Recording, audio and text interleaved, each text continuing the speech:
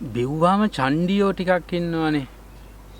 බිව්වාම සමහරක් වෙලාවට මිනිස්සු චණ්ඩි වෙනවා. බීලා කරන්න හොඳම නැති දේවල් ටිකක් තියෙනවා. වාහන එලවන එක. බීමත්ව වාහනයක් පැදවීම කොරියානු නීතිය හැටියට වචනයක් තියෙනවා. 음주 운전. 음주 운전. කොරියාවේ ජීවත් වෙනකොට කොරියාවේ නීති මොනවද කියලා ඔයාලා දැනුවත් නම් මේ රට ඇතුලේ අපි නීති කඩ කරන්නේ නැත්තම් ලංකාවෙන් කොරියාවට ගන්න පිරිසත් තවත් වැඩි වේවි. ඔයා බීලා තියෙන ප්‍රමාණය අනුව ඒ කියන්නේ රුධිරයේ මධ්‍යසාර සාන්ද්‍රණ මට්ටම අනුව ඒ වගේම වාහනයේ පදවන අතරේ සිදුවෙච්ච උල්ලංඝනය කිරීම ප්‍රමාණය අනුව ගණන අනුව ඒ වගේම බීමත්වය පැදවීම කරන කාලය තුළ යම්කිසි අනතුරක් සිදු වෙලා තියෙනවද නැද්ද කියන කාරණාව මත ඔබට ලැබෙන දඬුවම වෙනස් වෙන්න පුළුවන්කමක් තියෙනවා. දැන් මම මාසයක වගේ කාලයක ඉඳන් පරිවර්තනයකට යනවා, විශේෂයෙන්ම අධිකරණයේ පරිවර්තනයකට යනවා. වැරැද්දේ හැටියට බීමත්වය පැදවීමක්, ඒ වගේම රීදුරු බලපත්‍රයක් රහිත වීමක්, ඒ වගේම වීසා රහිතව කොරියාවේ රැඳී සිටීම. මෙන්න මේ කියන කාරණාව මත වාහනය පදවල අනතුරක් ඇති කරනවා.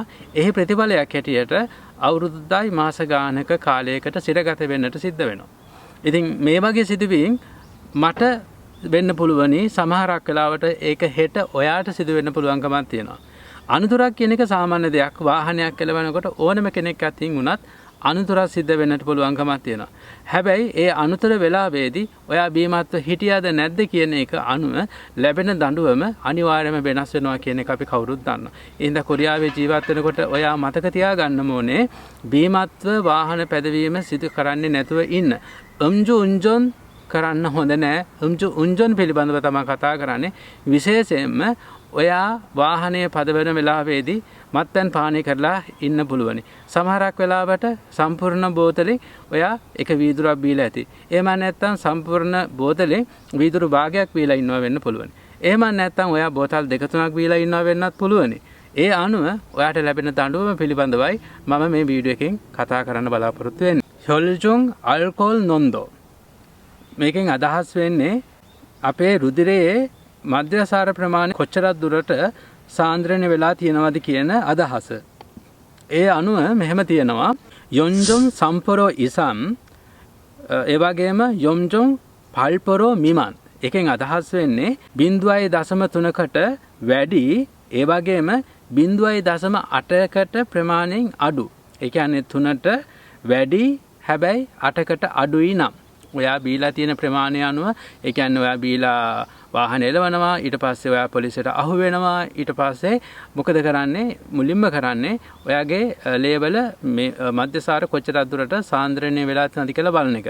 ඒ අනුව යම් විදිහකින් 0.3ට වඩා වැඩි නම්, ඒ වගේම තමයි 0.8කට වඩා අඩුයි නම් ඔයාට දඩය සහ සිර දඬුවම කොච්චරක්ද කියලා තමයි පැහැදිලි කරන්නේ.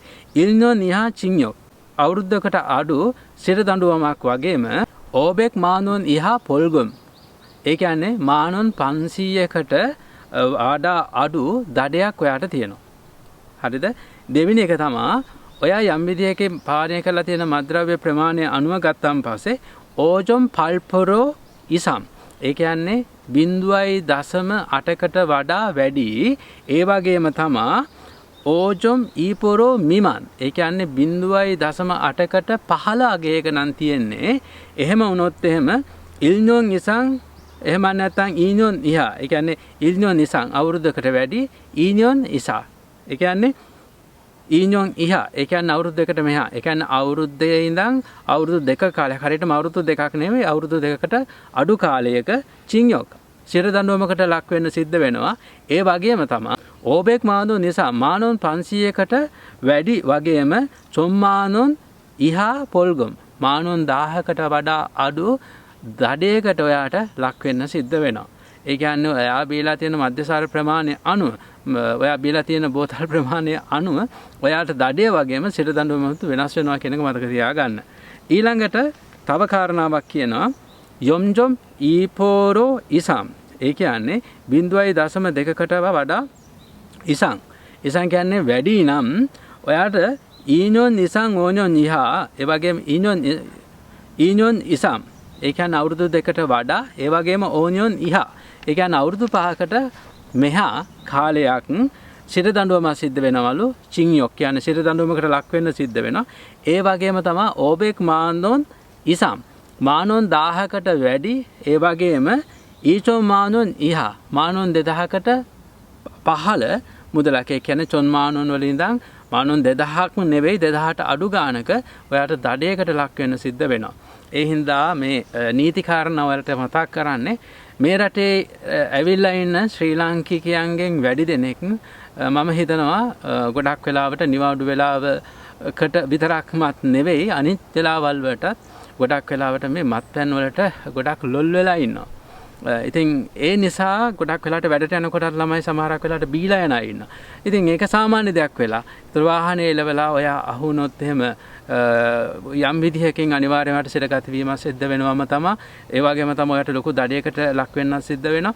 ඉතින් මතක තියාගන්න ඔයාලා කොරියාවට ඇවිල්ලා තියෙන්නේ මේ රට දියුණු කරන්නවත් එහෙම නැත්නම් මේ රටේ ගිහිල්ලා මේ සිරගය පුරවන්නවත් නෙවෙයි අපි ඉන්නේ. අපි ඇවිල්ලා තියෙන්නේ මේ රටේ මහන්සි වෙලා හම්බ කරගෙන ඒ හම්බ කරගත්ත මුදල් ටික ලංකාවට ගෙනෙilla සතුටෙන් ඔයාගේ ආදරණීයන් එක්ක ජීවත් වෙන එක තමයි එකම අරමුණ බවට පත් වෙන්නේ.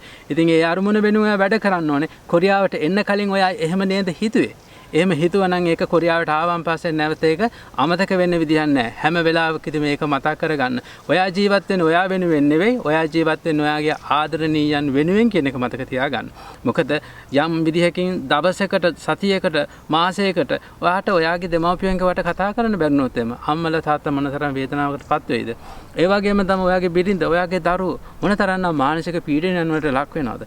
ඒ හින්දා මට එන කෝල් එක ගත්තන් පස්සේ ගොඩක් වෙලාවට ළමයි කතා කරලා කියනවා අවුරුදු ගානක මේ පඩියවල නැහැ එහෙම නැත්නම් අවුරුදු ගානක් බොනවා මොනවා හරි වැරදි සමහරක් වෙලාවට අපේ ළමයි තින් කරනවා.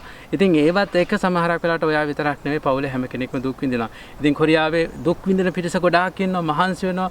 පැය 24ම වැඩ කරන අය ඉන්නවා. ඉතින් එහෙම ඔයා වැඩ කරන්නේ ඔයාගේ පවුල වෙනුවෙන් ඔයාගේ පවුල කොට දාන්න. ඉතින් ඒ කාරණාවත් මතක් කරන ගම කිසිම වෙලාවක උන්ජොන් හජේ මාසෙෝ කියන එක තමයි මතක් කරන්න ඕනේ.